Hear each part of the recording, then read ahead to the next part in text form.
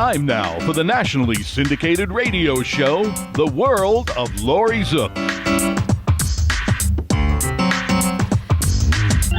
And now, here she is, the smart, the sexy, the savvy, divine Miss C. And welcome to my world, the world of Laurie Zoock. I'm doing a special show today, one of my Masters and Legends shows, and I have a very special guest, the legendary Irv Kratka. Irv was a drummer, and he's the founder of Music Minus One. And if you don't know what Music Minus One is, stay tuned, and you're going to learn more about it. Irv, I want to welcome you to the show. Thank you very much. Well, let's start at the very beginning, because you're a musician yourself. Did you come from a musical family? No, my uncle was a violinist, but he's the only relative I had who was advanced musically. All right. What made you fall in love with the drums? You were a drummer, correct? Well, a bit of background very quickly. I was born in 1926, so I'm approaching my 90th birthday. It was in 13 years later, 1939, that I took up the drums at the age of 13 and a half, approximately. I was lessons were 25 cents each, believe it or not, for an hour, 40-minute lessons. And I just fell in love with the drums. It was the beginning of the era. It was maybe 3 years into the era of the big bands. And, of course, Gene Krupa was my idol, so to speak. I liked big band music, and it was all I was hearing at the time, and ultimately I came to hear all these big bands in New York City. They were performing at initially the Paramount. My brother took me to that. He was 3 years my senior, and we lived in New York City. We took the subway uptown to 42nd Street to the Paramount, saw the shows, and there was films in between, and then I would often sit for a second show because it was a 1 hour show, and I was like 25 to 50 feet from the orchestra. They rose out of the pit. It was a marvelous ingraining experience for me to see these big bands at so close up. I knew all the players in the orchestras. And, of course, I saw Krupa there, and ultimately Torsey with Buddy Rich and so forth. I saw every major band of the time. Okay, now big band was your favorite. Is that what you focused on as a drummer, or did you also play other types of music? I endeavored to play big band music, but usually you couldn't assemble a big band at 13 or 14, so I just played for my own interest and amusement in my home with a record player or the radio, and played along with the radio. It refined itself to when I was about 17. I started going to sessions at NOLA Studios in New York, which is a rental facility used by all the bands and all the embryonic musicians, and we'd rent the room for, I don't know, it might be $3 an hour or less than that. And we'd perform. They had a piano in the room and usually a bass drum, but if not a bass drum, I'd lug my whole kit up to Nola's and work there that way. So you really didn't have a formal education, so to speak. Your education was reality of playing with these people. Yeah, well, to digress a bit or just to embellish that, I did study classical percussion with Billy Gladstone, who was the foremost classical percussionist in the world at the time. He was the featured soloist with the Radio City Music Hall Orchestra when they had a full orchestra and had 5 shows a day. I studied with him for about half a year. Shelly Mann was his student at the time. I remember he mentioned how his student Shelly Mann was so proficient. From what I heard later, I could understand why. So I had that instruction, and my initial instruction was from a local teacher who was getting 25 cents a lesson, and taught me for about half a year with rudiments, the drum rudiments, and basic material on the drum set. Ultimately, you fell away from that, learned what was being done in terms of using brushes and what you have to do with a band, which is keep time keep time steady and so forth. Right. Now, in big band, let me ask you about that. You're talking about keeping time because you are the time setter as the percussionist. In big band, did you find that the tempo would change frequently throughout a song? No. the purpose of the music was not to change tempo. If it did, all hell would fall on the drummer. I mean, there was a bass player and a guitarist, usually in a big band, and they all were working in unison and in lockstep, so to speak, that they maintained a very steady time. I don't think it drifted around. It would lead everyone astray. Right. Sometimes a soloist in the trumpet section or the alto section or the sax section rather would stand up and play, and they might pick up the tempo again, but it was up to the rhythm section to bring it back down by staying in the groove they just set, not to follow the soloist into another area. Right. So you were the glue that kept everything together. It's a way of looking at it, yes. Right. Let's talk a bit about some of the musicians that you've played with or bands that you've played with. Well, it's mainly teenagers of my own age, and I once auditioned for George Bruni's the Condon Band group at Bryant's. I didn't make the cut. He felt I was too much in a Baby Dodge mold, which was Dodge had come to New York, and I think when I was about 17, he played at the Stuyvesant Casino for 1 year with Bunk Johnson, and I was there every night, and I was very influenced by what I was seeing, and he was my idol. He was with the Hot Seven, of course, with Armstrong's Hot Seven, and I gravitated back from big band music to earlier jazz, and the Dixieland jazz didn't intrigue me as much as the original New Orleans sound, and of course the King Oliver Band, and the Dodge Brothers, and that sort of music was my favorite in music at the time. So I was really, you might call that the real jazz era, but that's up to how somebody would look at music in a sense. Okay. Now, talk a little bit about who your idols were. Who did you love? Well, idols, I guess it was primarily Dodge, Zooty Singleton. Ultimately, Sidney Catlett, I felt, was the best drummer in all of jazz. Incredible timekeeper and very, very swift on his feet. He literally floated. Kansas Fields was in the service at the time. I heard him at Town Hall several times with the Condon Group. And Dave Tuff, of course, who ended up playing at Condon's after his stay with the Artie Shaw Band at one point. These are all guys who were playing in front of me. I was seeing a different big band every week. Sonny Greer with the Ellington Band appeared at the Paramount for 2 weeks, and I was there 2 or 3 times to hear that band. It was it was a performance that was embellished by the appearance of Peg Leg Bates, who was a one-legged dancer of incredible skills, Buck and Bubbles, who were a piano and dance team that had gone back to the earliest days of jazz. Lena Horne was on the same bill.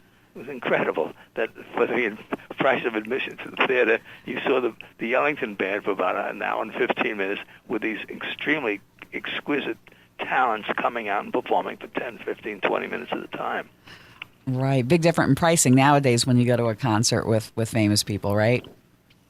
I'm sorry? There's a big difference in pricing now when you go out to see a band. Oh, it's another world. It's another world. If you can imagine, I recently wrote a biography of myself for my own industry, and I mentioned that the lessons were 25 cents, and that one line at the beginning of the biography stopped everybody, and I got letters from all around the world saying 25 cents. Are you sure? I remember it was a quarter. Right. Today, a lesson can be $20 with a teacher.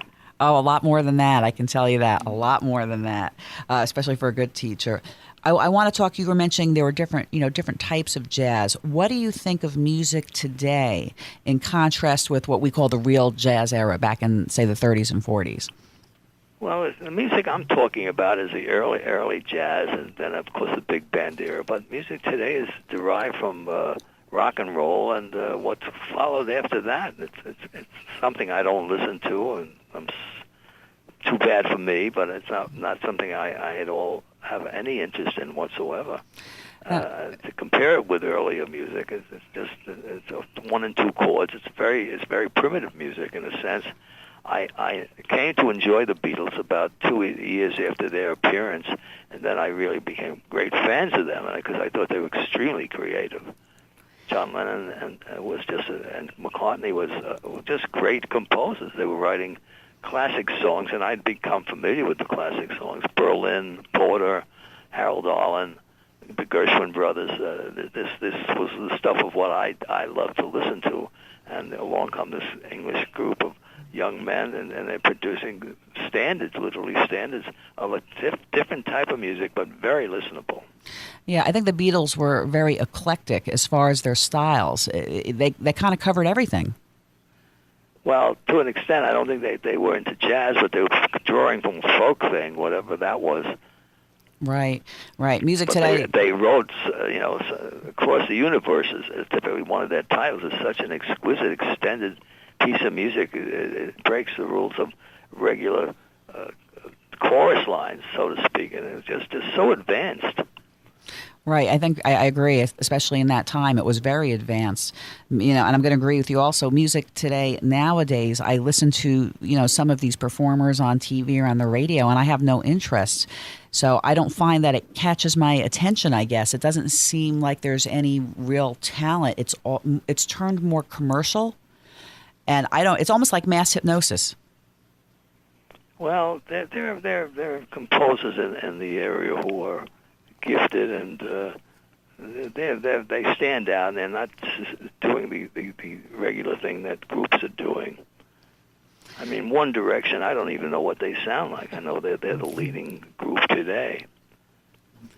Right. But it all draws from the other groups, and I'm sure it's not much more distinctive. The public has to latch on to something, and that's what they're fed all day long on their radios, and that's what they listen to and come to appreciate and enjoy. But it's not comparable to the music I was brought up on, which is not a rap or knocking this current contemporary music. It just has no interest for me.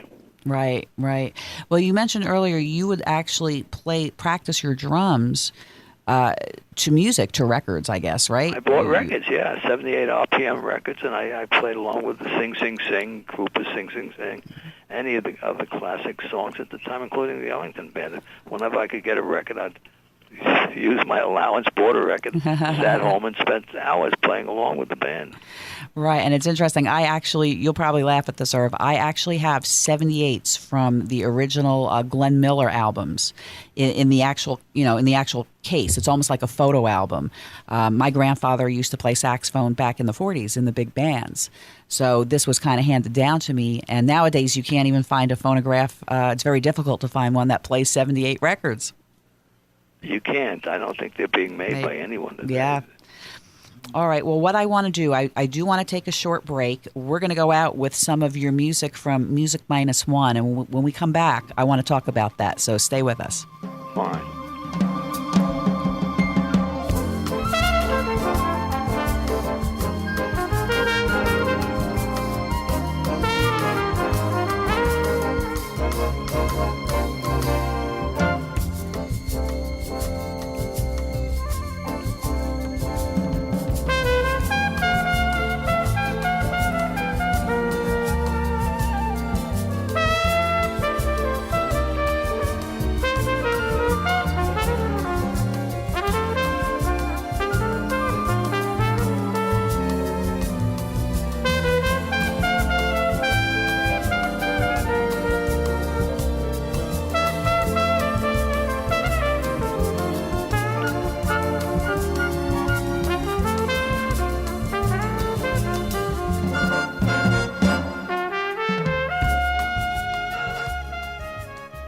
Do you suffer from back, neck, or body pain? Do you suffer from migraines or have jaw or face pain?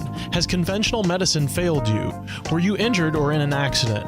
Call chiropractic physician Dr. Dan Maddock at 813-935-1664. Dr. Dan has helped thousands of patients gain relief for more than 30 years. Dr. Dan is caring, gentle, and takes his time with each patient. He's also a past president of the International Craniopathic Society, a special certification of only 300 chiropractors worldwide. Dr. Dan helps patients from the neck up and the neck down. Dr. Dan accepts most insurance plans. Don't continue to live in pain. Call 813-935-1664 today. That's 813-935-1664 and get on track to better health. Are you looking for an affordable way to advertise to thousands of consumers nationally? If you own a business and didn't think you could afford radio advertising, you need to call me, Laurie Zoock, host of the nationally syndicated radio show, The World of Laurie Zoock. My show reaches thousands of people on 29 AM and FM stations nationwide, as well as through the internet. Additionally, your commercials will also be heard on all of my podcasts and throughout social media sites. Don't wait another minute. Call me at 813-777-4908, 813-777-4908, and let me bring your message to the nation and to help you gain more exposure. Central Payment, your number one credit card merchant service provider in the industry. Providing e-commerce solutions, POS systems, standalone terminals, mobile apps, and much more. Call Central Payments James Carner at 813-777-4332. Looking for the lowest rates in the industry and number one customer service? Call Central Payments James Carner at 813-777-4332. That's James Carner, 813-777-4332.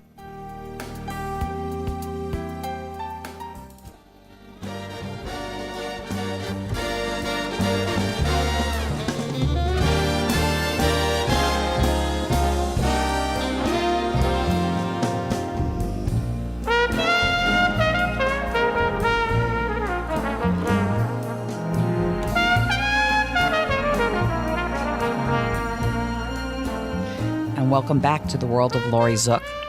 My guest today, Irv Kratka. He is a legend. He is the founder of Music Minus One. And Irv, I want to start this segment off talking about Music Minus One because you're considered the father of karaoke. So tell me, how did Music Minus One come about? How did you get the idea of how to start and when? Well, my first recordings were 78 RPM recordings. It was actually music for listening, purely that by Dick Hyman, who I was an early fan of. He made his first recording for me, recordings, and it was on a single 78 RPM. It was just shortly thereafter, very shortly, that the Vinylite record appeared, a 12-inch Vinylite record, and I immediately made the transition to that, and I discussed with a buyer at Sam Goody's, an old chain that was very famous in the record industry 50 years ago. I remember. Mm-hmm. I spoke to Abner Levin, and I said, what in this new media of Vinylite would be a good thing to be recording? I'd done a lot of recordings on my own. I'd recorded a woodwind quintet, the New Wind Quintet, did about 10 long-playing records with them, and did about 10 or 15 organ recordings with Clarence Waters at Trinity College in Hartford. And it was at this point that Vinylite started pushing forward, and I asked him what in this new media would be valuable, and he said, well, consider Adapart. And I asked him, what is Adapart? And it turned out it was a German label that had been introduced by Columbia around 1949 on 78 RPM records, and it failed immediately because a 78 record would only play for 3 minutes at maximum. And if you played a Mozart quartet or Mozart piece of any sort, a movement would take 20 minutes. So the new media of Vinylite, which allowed you up to 23 minutes a side, was the perfect medium for Music Minus One. And I just adapted to that media at the time, got involved by recording the Schubert Trout Quintet in all 5 permutations, minus the piano, viola, violin, cello, and bass. And it went on from there. I distinctly remember leaving a movie house in the Bronx where I resided with my wife on a Sunday night, and immediately went and picked up the Times. And there was a full-page article about my new company by Howard Taubman. And it just launched the company because the Times was as powerful then as it is today. It had a better review section, in fact, at that time. And he raved on and on about this new company that had addressed the needs of musicians. And shortly thereafter, I was talking to people from Time Magazine, Look, Life, and newspapers around the country were calling me about wanting to do articles on the company. So the New York Times launched the company in a big way, and we started getting customers worldwide. Right. Now, your company revolutionized being able for a musician to be able to practice with the band without actually having the band there. That's right. That's right. I was the first one to provide them with small band music, small combos, jazz groups. I recorded initially 3 albums with all-star players, Oscar Pettiford. I'm just trying to think of all the players involved. Pettiford was the bass player. Milton was one of the bass players. Wilbur Ware was the third bass player.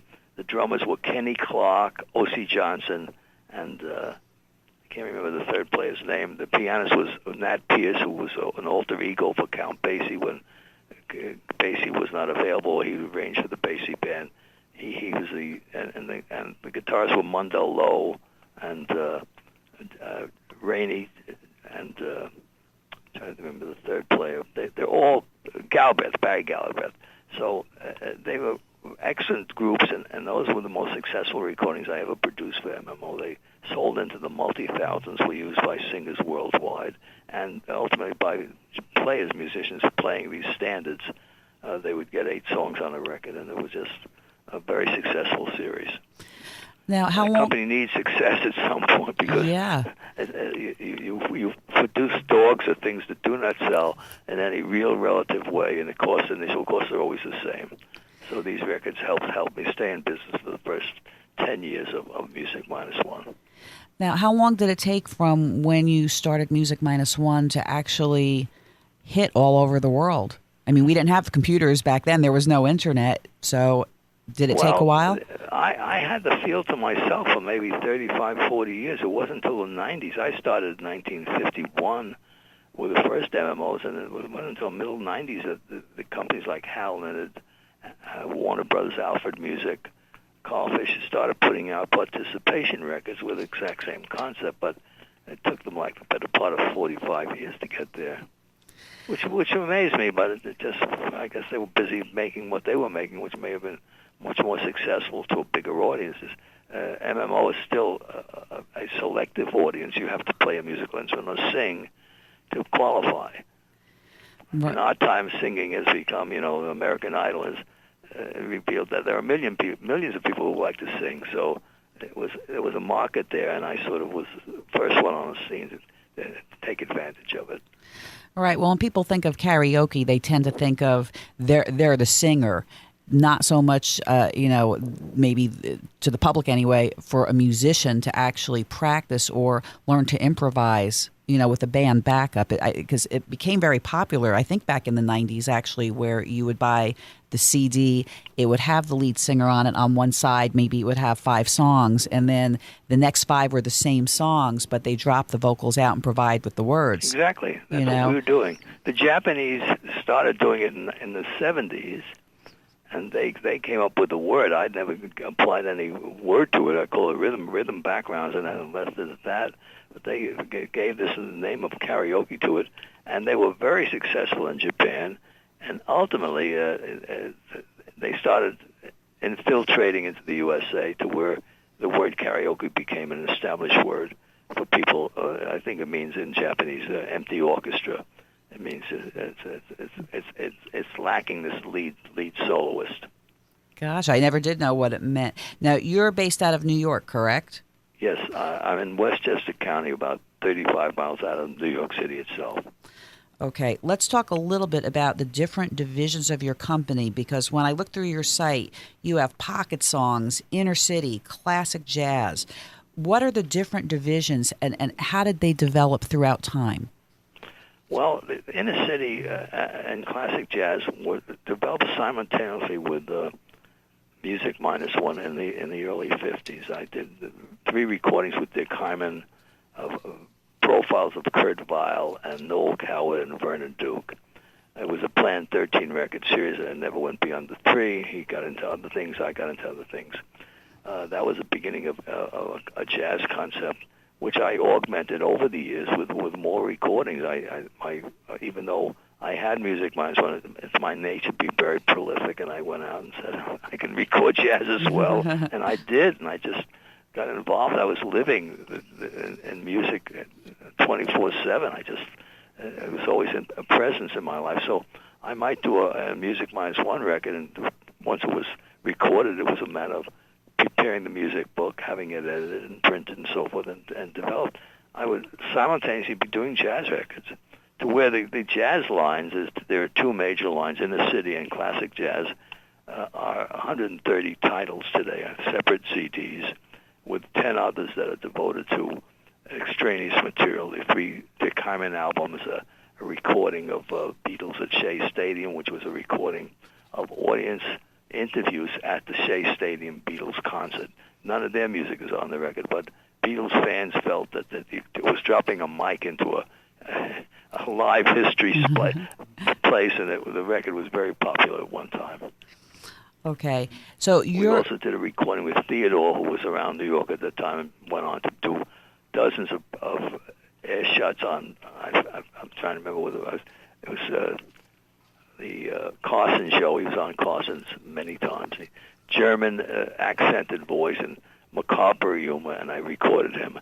And it was also a popular record at its time. And then I did a Mae West and coupling with W.C. Fields. These were recording. The Fields was recorded by Les Paul in Chicago, of all people. Yeah. And the Mae West were early recordings that had been deleted. I picked them up and issued them as a second complimentary side to the record, because Fields and West throughout their careers sort of played off each other. And that was a very successful recording. We sold 50,000 copies of that to Playboy magazine, of all places. I couldn't believe what. It was a 1-inch ad, and we got 50,000 responses. That sort of thing doesn't happen today, but it was very, very heady stuff at the time. Right, that's amazing. So your company offers all different styles of music, and now this is your 66th year? Yes. I have, in the last 3 years, sold pocket songs. As the interest in CDs has declined, I sold it to somebody who wanted the extraordinary library of about 15,000 songs I'd recorded for purposes of downloads, and to put it into a karaoke machine being made in Denmark today, which offers you a library of 15,000 to 20,000 songs. And the person buying my library has never re-released any of the records, so the records are gone. I had them initially as cassettes, and it was an enormously successful line that went on to being pocket songs and a line called Just Tracks, which was just exactly that, the accompaniment only without the example vocal. I had originally declined to do that, but someone in the industry, Richard Turk of Colony Records, said it'll be successful, and it surely was when I got involved. Singers didn't want the complete version. They wanted to do their own thing and have more on the record devoted to background tracks.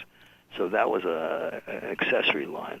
So I've been through the whole thing, from 78 RPMs through cassettes, through CDs and vinyl records, and now we're offering the MMO line digitally as well as a catalog of recordings that you can buy. Okay, well, I want to talk a little bit more about that in the next segment, so please don't go anywhere. Stay with us. We'll be back in just a moment. Fine.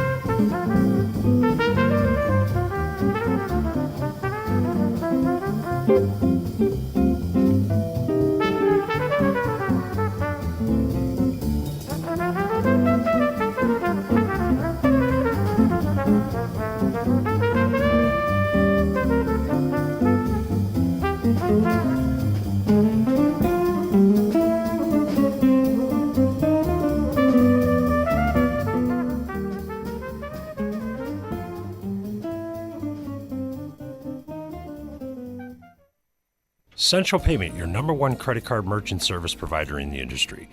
Providing e-commerce solutions, POS systems, standalone terminals, mobile apps, and much more.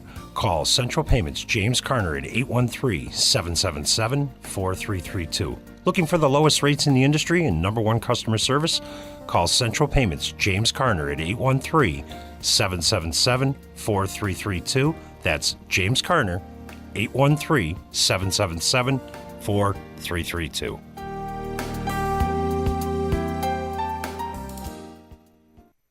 Are you looking for an affordable way to advertise to thousands of consumers nationally? If you own a business and didn't think you could afford radio advertising, you need to call me, Laurie Zoock, host of the nationally syndicated radio show, The World of Laurie Zoock. My show reaches thousands of people on 29 AM and FM stations nationwide, as well as through the internet. Additionally, your commercials will also be heard on all of my podcasts and throughout social media sites. Don't wait another minute. Call me at 813-777-4908. 813-777-4908, and let me bring your message to the nation and to help you gain more exposure.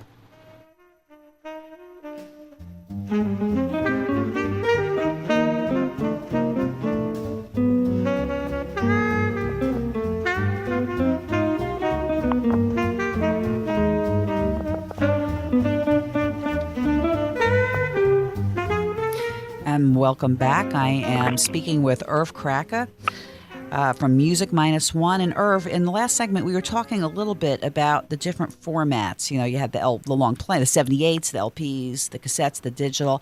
Can you kind of go through a little bit about how the formats changed from a historical perspective throughout the years? Well, the initial format was 78 RPM recordings, the earliest recordings, which date back to the 20s. They were finally replaced by 12-inch vinyl recordings, and of course cassettes there was a period in there when we also recorded our material on cassettes. We had literally hundreds of cassettes, and the public loved them. And they were ultimately phased out. They were primarily on pocket songs. I don't think we did any Music Minus One on cassettes. My memory doesn't serve. But after the cassette era, the vinyl era dawned, and that was the next step for us to get into an area where we could put 40 to 50 minutes on both sides of a 12-inch vinyl recording. Subsequent to that, the compact disc was invented, and we made the transition very rapidly and continued in our way with a CD. The single side of a CD will accommodate up to 78 minutes of music. Beyond that, it's a little bit touch and go, and your pressing plan will caution you about not expecting success beyond 78 minutes. We try and keep records at 75, 74 minutes in length. But that, of course, extends to a degree what you can put on a 12-inch vinyl record, which is approximately 48 minutes. Okay, I want to talk. So it was a step forward. I at one point met the inventor of the CD. He was working for Columbia Records. He was a cellist of all things, and he was interested in the fact that I was using vinylite. And we met in my office, and unhappily he was killed in an accident on the Merritt Parkway about a month later after I met him, because he had big plans to do things with Music Minus One on Columbia Records, which would have been something good for me, but it wasn't to be. Okay, I want to talk a little bit about the recording process, because when you're recording the music for Music Minus One with musicians, are they recording on separate tracks? In other words, you have a 4-piece band. Are they each recording their parts separately, and then when you produce the recording, you can just pull out one track? And I'm not a technical person, so that's why I'm asking. No, the recordings were recorded on multi-track machines, initially 8 channels, then 12, and then 16. And if you isolated the particular instrument, you could do that. Often the use of multi-tracks was primarily to get a better balance within the group, and I'd often have the group play the same selection again right after performing it, minus the instrument that was to be omitted, because you couldn't easily take a trumpet out of an ensemble. It would tend to echo and resound through the room, and isolation was very difficult. They could put the player in a booth, and then everything had to be recorded with earphones. It was a little bit off-putting from the musician's standpoint. They preferred to be part of the ensemble. So I often recorded the minus versions as separate editions and endeavored to maintain the exact same tempo, which is not the easiest thing to do, but with professional musicians, it's pretty much something they can do. this was pretty much the way most Music Minus One recordings were done. They were recorded without the instrument, and then recorded once again with the instrument. All right. How many recordings do you have? We have over 1,000 today. That's for every instrument in the orchestra, all the way up to the harp. We have a harp concerto and some banjo recordings, and I think we had at one time a ukulele recording, which that was phased out after a while, maybe in the 60s, and then the ukulele came back at the end of the century and became very popular in this century of all things. So we haven't pursued the ukulele minus ones at all. Okay. Now, for prospective, students that maybe want to practice, they can pick from, say, a selection of classical music, or if they're practicing, standard classical, or they can find something that's jazz where they can improvise. So there are different ways for a musician to use the music. Yes, well, we offer classical music. We offer all of the Mozart piano concertos. There must be over 25 of them. We offer the 5 major Beethoven concertos, and then we offer concertos by Mendelssohn, Bruch, Schumann, Bach. We offer the Bach Brandenburg concertos, minus lead instruments. And they've proven very popular over the years, to the point where other companies have come in and recorded the same repertoire, doubling our efforts, but with perhaps more modern recordings. All right, and I think Jeff, it's not been a totally successful venture for many of them. There was a company in Italy that did an amazingly good catalog using the Moscow Orchestra for about 80 pieces, and they fell on their face after about 3 years, and the company was sold to Hal Leonard. All right, they produced excellent recordings for the brief time they were on the scene. Gotcha. And I think Jeff Collins here in the studio has a question he wants to ask you. Hi, Irv. I was just wondering, have you made the shift from the CDs to the digital media on the net? And if so, has it worked out for you? Well, at this point in time, we are offering the entire library digitally, and our sales are running at about 20% digital versus 80% of the full recording.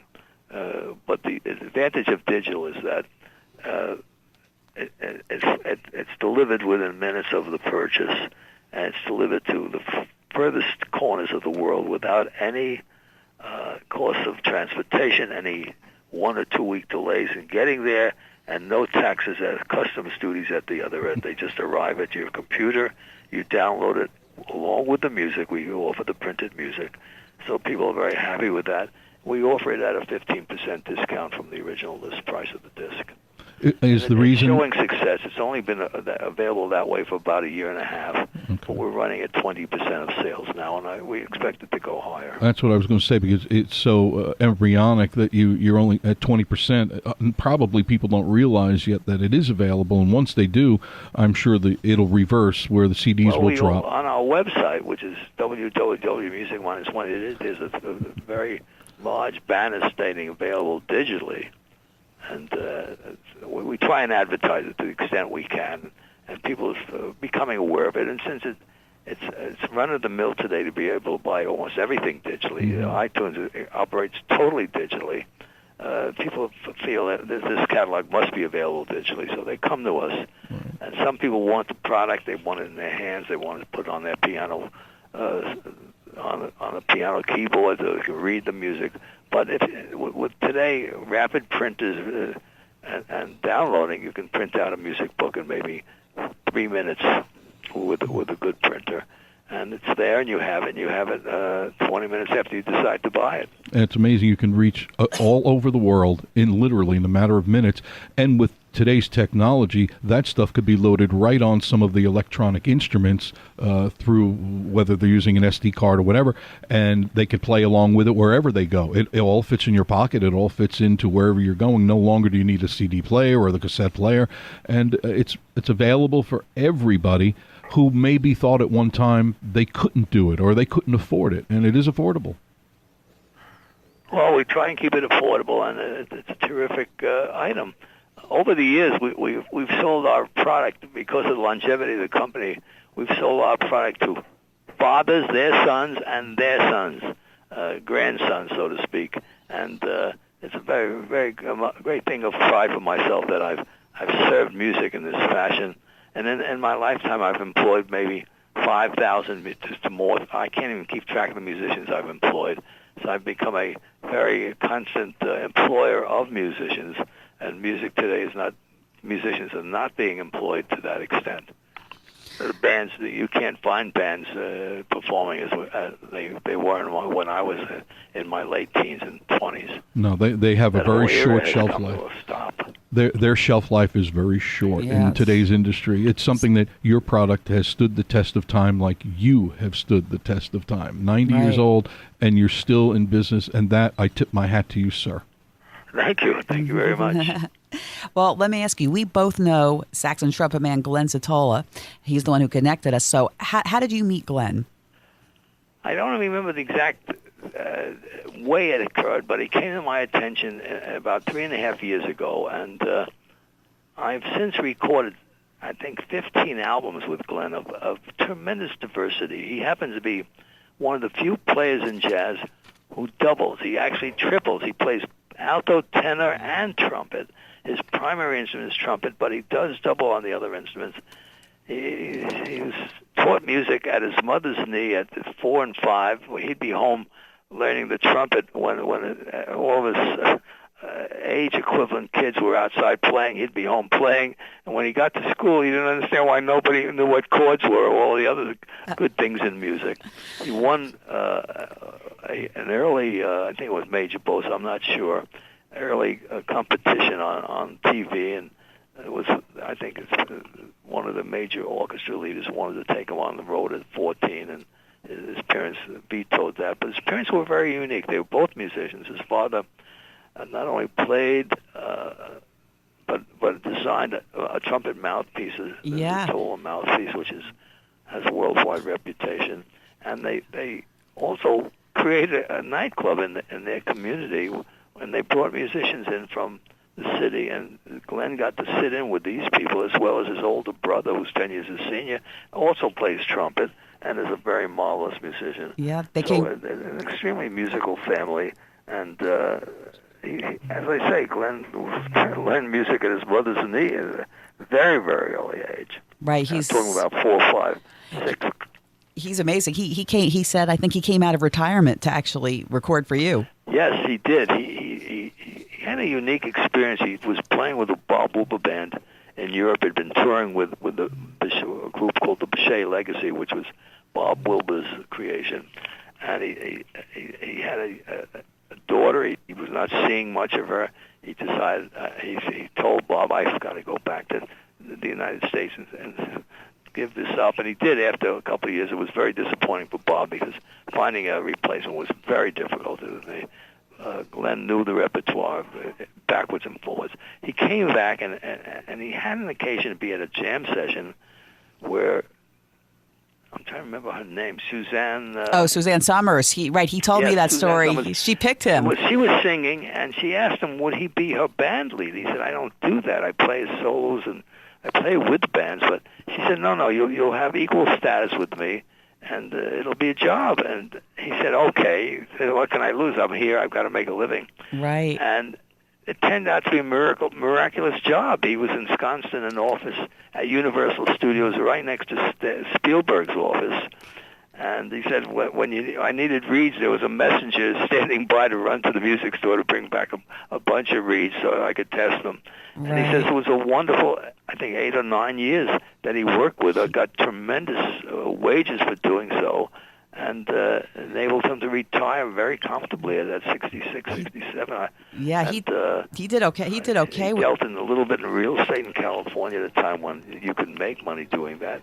And he's been retired, but he became very restive. When I met him, he had nothing to do but sit around and read the papers and go out and have lavish lunches, and that was not a good thing. Yeah, you've kept him...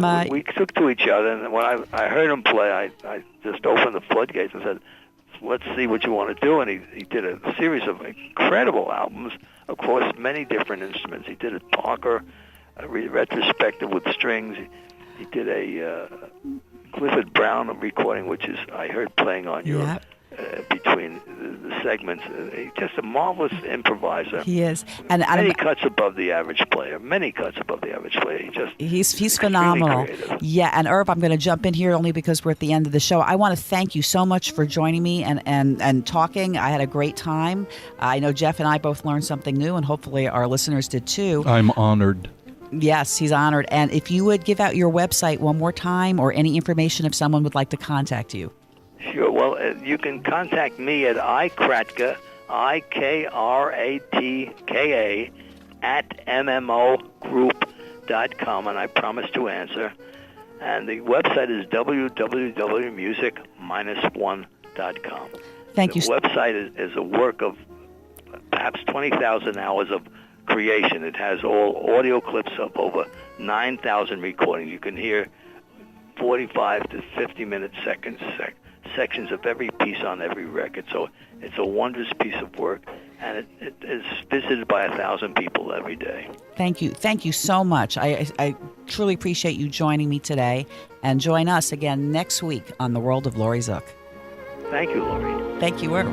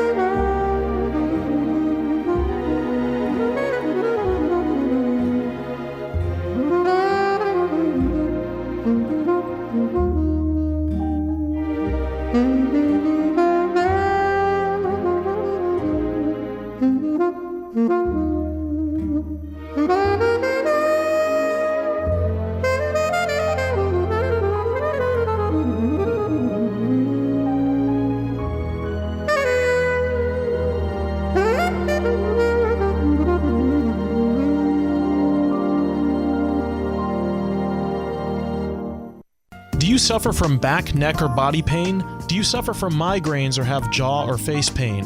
Has conventional medicine failed you? Were you injured or in an accident? Call chiropractic physician Dr. Dan Maddock at 813-935-1664. Dr. Dan has helped thousands of patients gain relief for more than 30 years. Dr. Dan is caring, gentle, and takes his time with each patient. He's also a past president of the International Craniopathic Society, a special certification of only 300 chiropractors worldwide. Dr. Dan helps patients from the neck up and the neck down. Dr. Dan accepts most insurance plans. Don't continue to live in pain. Call 813-935-1664 today. That's 813-935-1664 and get on track to better health. Are you looking for an affordable way to advertise to thousands of consumers nationally? If you own a business and didn't think you could afford radio advertising, you need to call me, Laurie Zoock, host of the nationally syndicated radio show, The World of Laurie Zoock. My show reaches thousands of people on 29 AM and FM stations nationwide, as well as through the internet. Additionally, your commercials will also be heard on all of my podcasts and throughout social media sites. Don't wait another minute. Call me at 813-777-4908, 813-777-4908, and let me bring your message to the nation and to help you gain more exposure. Central Payment, your #1 credit card merchant service provider in the industry. Providing e-commerce solutions, POS systems, standalone terminals, mobile apps, and much more. Call Central Payments James Carner at 813-777-4332. Looking for the lowest rates in the industry and #1 customer service? Call Central Payments James Carner at 813-777-4332. That's James Carner, 813-777-4332.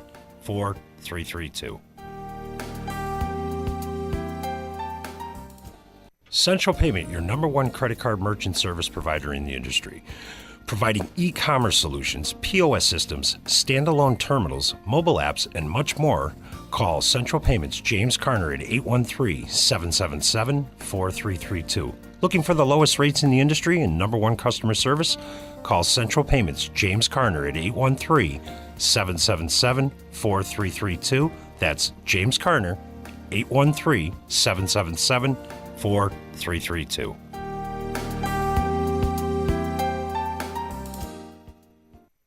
Are you looking for an affordable way to advertise to thousands of consumers nationally? If you own a business and didn't think you could afford radio advertising, you need to call me, Laurie Zoock, host of the nationally syndicated radio show, The World of Laurie Zoock. My show reaches thousands of people on 29 AM and FM stations nationwide, as well as through the internet. Additionally, your commercials will also be heard on all of my podcasts and throughout social media sites. Don't wait another minute. Call me at 813-777-4908, 813-777-4908, and let me bring your message to the nation and to help you gain more exposure.